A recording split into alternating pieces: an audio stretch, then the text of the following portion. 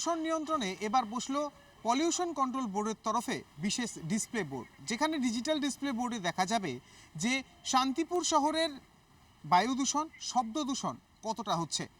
আর বিপুল পরিমাণে খরচ সাপেক্ষ এই ডিসপ্লে বোর্ড এবার বসানো হয়েছে নদিয়ার শান্তিপুরে। শান্তিপুর শহরের পৌরসভা এলাকার বিশেষ একটি স্থান শান্তিপুর পশু হাসপাতালের পাশে এই ডিসপ্লে বোর্ড লাগানো হয়েছে। ইতিমধ্যে সেই ডিসপ্লে বোর্ডে দেখা যাচ্ছে শহরের দূষণ এবং এই দূষণ সম্পর্কিত যে সমস্ত তথ্য উঠে আসছে, তাতে করে এখন ভবিষ্যতে কিভাবে এই শহরের দূষণ নিয়ন্ত্রণে আনা যায় তার জন্য বদ্ধপরিকর বলেই জানাচ্ছে শান্তিপুর পৌরসভা।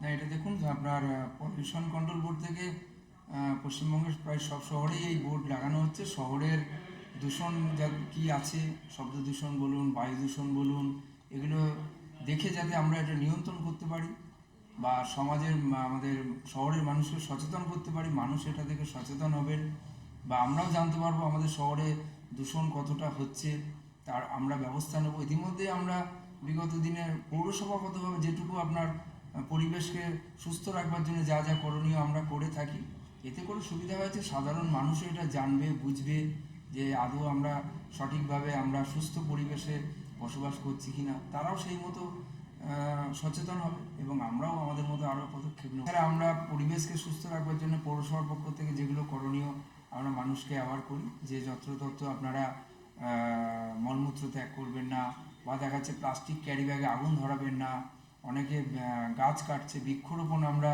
বেশি বেশি মানুষকে করতে বলছি, এতে আমরা সজাগ হব। কিন্তু আমরা বোর্ড না থাকাকালীনও আমরা শহরকে যাতে সুস্থ পরিবেশ রাখা যায় আমরা সবসময় সচেষ্ট থেকেছি এবং আগামী দিনেও আমরা অবশ্যই থাকব। আমার শহর শান্তিপুর থেকে রূপম রায়, কলকাতা টিভি।